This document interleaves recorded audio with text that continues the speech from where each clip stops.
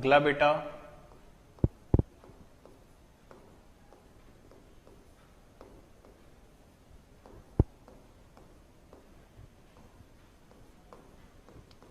अगली हेडिंग लीजिएगा बेटा, विवेकपूर्ण प्रक्रिया।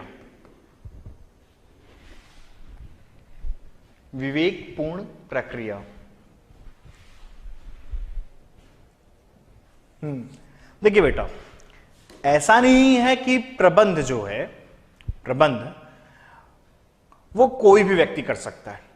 उसके लिए बुद्धि चाहिए, विवेकपूर्ण, साउंड माइंड चाहिए। ठीक है, तो एक रैशनल प्रोसेस है। ठीक है, जिसे कोई बुद्धिमान व्यक्ति या जो सही प्रतिभा वाला व्यक्ति है वही कर सकता है, सभी नहीं कर पाते प्रबंध। ठीक है, बात समझ में आ रही है? आपने कई लोगों को देखा होगा व्यवसाय चलाते हैं, कुछ लोग व्यवसाय में बहुत आगे तरक्की तक जाते हैं और कुछ लोग तरक्की नहीं कर पाते। रीजन बस इतना सा है बेटा, क्योंकि कुछ के पास बुद्धि और विवेक अधिक है और अच्छा है, किसी के पास कम होती है। ठीक है, तो प्रबंध एक विवेकपूर्ण प्रक्रिया है। चलिए लिख लीजिएगा, प्रबंध केवल मानवीय प्रयासों, प्रबंध केवल मानवीय प्रयासों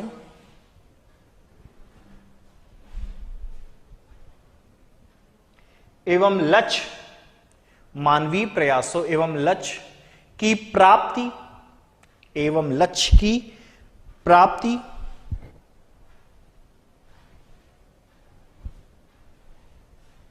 की दिशा में लगना ही नहीं है, की दिशा में, लक्ष्य की प्राप्ति की दिशा में लगना ही नहीं है, बल्कि की दिशा में लगना ही नहीं है, बल्कि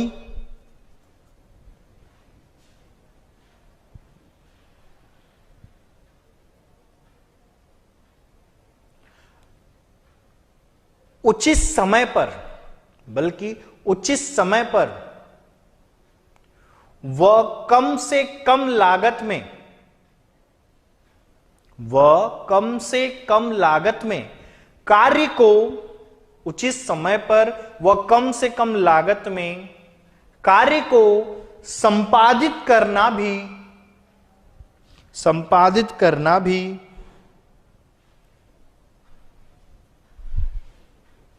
प्रबंध का प्रयास होता है। संपादित करना भी प्रबंध का प्रयास होता है। अतः यह एक विवेकपूर्ण प्रक्रिया है। अतः यह एक विवेकपूर्ण प्रक्रिया है।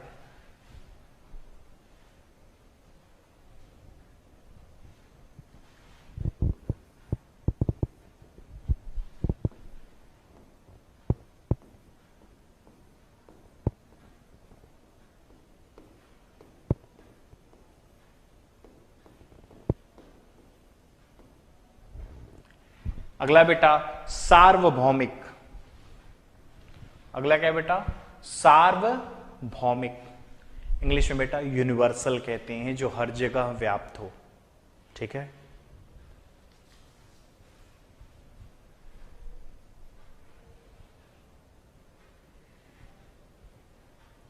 चलिए लिख लीजिएगा इसमें बेटा, आशय समझिए फिर लिखिए।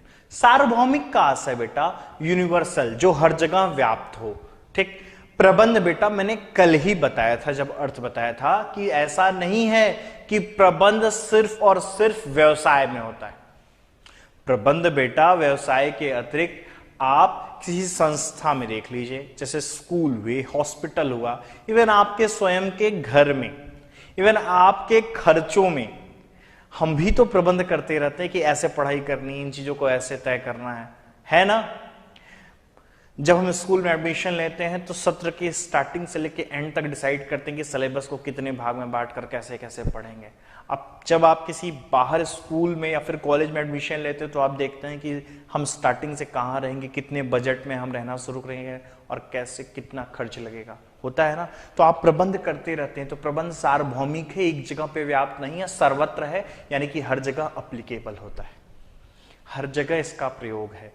ठीक है, चलिए अब इसमें लिख लीजिएगा, प्रबंध एक सार्वभौमिक प्रक्रिया है।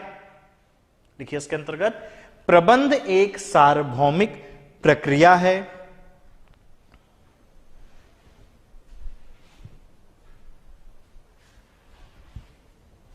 प्रबंध की क्रिया सभी संस्थाओं में, प्रबंध की क्रिया सभी संस्थाओं में, चाहे वह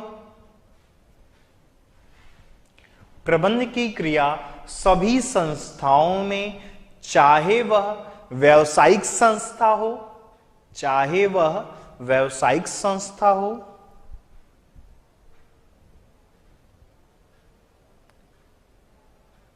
या सामाजिक, राजनीतिक या धार्मिक हो, या सामाजिक, राजनीतिक या धार्मिक हो, सामाजिक, राजनीतिक या धार्मिक हो, समान रूप से प्रयुक्त होती है, समान रूप से प्रयुक्त होती है।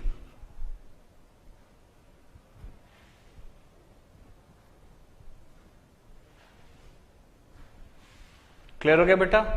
तो ये क्या है, हर जगह प्रयुक्त होती है, इसलिए सार्वभौमिक प्रक्रिया है। ठीक है, चलिए अगला लिखिएगा।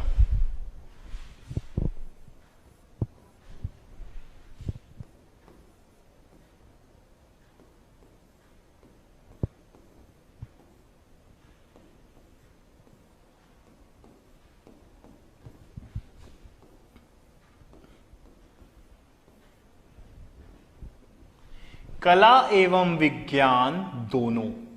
अब आप कहेंगे सर इसका, देखिए बेटा अभी हम इसके बाद प्रकृति पढ़ेंगे, तब इसके बारे में और विस्तार से जान लेंगे। अभी के लिए इतना ही जान लीजिए आप हमसे कि बेटा प्रबंध कला भी और विज्ञान भी, कैसे समझ लीजिए चीज को। देखिए आप अगर विज्ञान की एक छोटी सी परिभाषा या लक्षण पूछ दिया जाए तो आप यही कहते हैं कि विज्ञान एक क्रमबद्ध ज्ञान है, ये कहते हैं ना, एक सिस्टमैटिक बॉडी ऑफ नॉलेज है ना बेटा। प्रबंध क्या है? प्रबंध भी बेटा एक क्रमबद्ध ज्ञान है। प्रबंध के भी जो प्रिंसिपल्स होते हैं वो एक क्रम में बंधे हुए हैं, वो भी एक सिस्टमैटिक बॉडी ऑफ नॉलेज है। ठीक है, विज्ञान अगर क्रमबद्ध ज्ञान है जो कि क्या है, जो कि आधारित है अनुभव और टेस्ट यानी कि परीक्षण पर। कोई भी नियम विज्ञान में बनाया जाता है तो परीक्षण करके ना, प्रबंध के भी जो सिद्धांत बनते हैं बेटा परीक्षणों पर, टेस्ट पे, ऑब्जर्वेशन पे, अनुभव पे आधारित होते हैं। तो हम कह सकते हैं कि प्रबंध विज्ञान है। और अब बात करते हैं कला की।